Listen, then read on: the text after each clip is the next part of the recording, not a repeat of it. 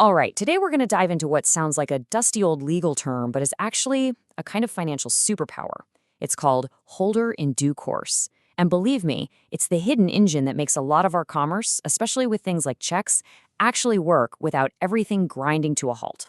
So let's say you just finished a big job and someone hands you a check. Great, right? But what if there's a problem you don't know about? What if the person who gave you that check got it through some shady deal? All of a sudden, that money you thought you earned could vanish. And that's exactly the problem we're going to solve today. Here's how we're going to break it all down. First, we'll talk about what this special holder status even is. Then, we'll get into the 3 crucial conditions you have to meet to get it. After that, we'll see why it's such a big deal, the privileged position it gives you. We'll also cover the few things that can break this protection, and we'll finish up with some real-world lessons from court cases. So, what does it mean to be a holder in due course? Look, it's about way more than just having a check in your hand. It's about earning a legal shield, a kind of armor that protects you from drama or disputes that happened long before that piece of paper ever got to you. And here it is, right from our source material. The magic words are free from any defect of title. That right there is the superpower. Just think about what that means. It means you can actually end up with a stronger right to cash that check than the person who gave it to you. It's pretty wild. Okay, so let's boil it down. A holder in due course, or HDC for short, is someone who gets a check or a similar note, 1, for a good reason, what the law calls for value; 2, they do it in good faith, meaning they're not in on some scam; and 3, they get it before it's overdue and without knowing about any skeletons in its closet. Now, you don't just get handed this amazing legal shield. Nope, you have to earn it. There are 3 very specific conditions you've got to meet. You can think of them as the rules of the game to unlock that HTC's superpower. And here are the big 3. 1, you had to give something of value for it. 2, you had to get it on time, before it was due. And 3, you took it in good faith, which basically means you had an honest belief that everything was legit. Let's dig into each of these. First up, for value. This is pretty simple. It just means you didn't get the check as a gift. You actually exchanged something for it. Maybe you provided a service, sold a product, whatever. The deal has to be legal, of course. But here's the really interesting part. It doesn't matter if you got a screaming deal. The law doesn't care about the adequacy of the value. And this court case is the perfect, kind of hilarious example of that. J.H.S. Pinto versus R.C. Rodriguez. A pin was given in exchange for the price of a buffalo. And the court said, yep, that counts as valid consideration. It just goes to show you the courts aren't going to haggle over the price. As long as something of legitimate value was exchanged, you've met the condition. Condition number 2 is all about the clock. You have to get that check before its due date.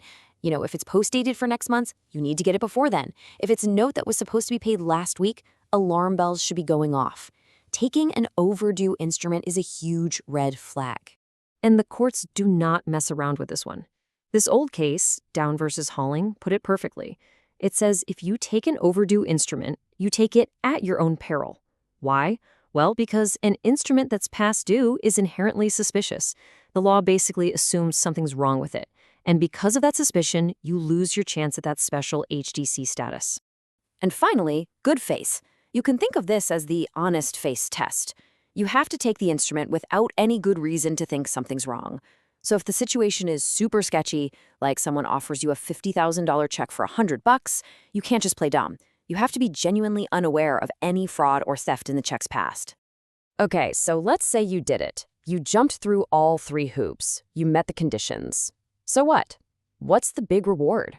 Well, this is where you really get to see the power of being a holder in due course. Let's just put it side by side. A regular, ordinary holder is in a tough spot. If it turns out that check was stolen 2 people before it got to them, the original owner can probably stop the payment, and our ordinary holder is just out of luck. But a holder in due course, they are shielded.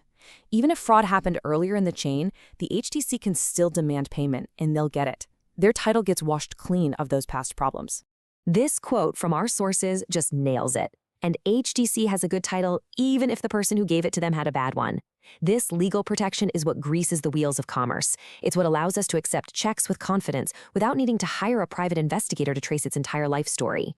But, every superhero has their weakness, and this financial shield is no different. It is not invincible. There are a few very specific situations, a kind of kryptonite, that can shatter the HTC's protection. For starters, incomplete instruments. You can't be a holder in due course of a check that's missing key information. If someone hands you a check but the amount is left blank, that's what the law calls an incote instrument. And a court case, Tarchan Cablerom, made it clear.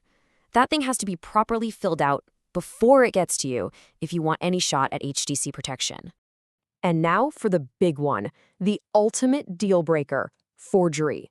A forged signature isn't just a defect in the title, it's a black hole. It completely destroys the chain of ownership. The entire instrument becomes a legal nothing from that point on. The court in the Mercantile Bank of India case was absolutely clear about this. It doesn't matter if you paid good money for it. It doesn't matter if you had no clue it was forged. You simply cannot become a holder in due course if a forgery is involved. A forged signature is the one thing that Shield can't protect you from. Period. All right, let's bring this all home. We can pull some very clear, practical lessons from the court cases we've been looking at. These are the real-world takeaways. This really sums it all up, doesn't it? Down v. Halling tells us, pay attention to the dates. Don't take overdue paper. Tarachand Cablerom reminds us, make sure the instrument is complete and filled out when you get it. And the big one, Mercantile Bank, gives us the most important warning of all: forgery breaks everything. It's the one flaw that no amount of good faith can fix. And that really leaves us with a huge question for today. This whole idea of a holder in due course was created for a world of paper checks and promissory notes. It was designed to make paper move like cash. But what about now?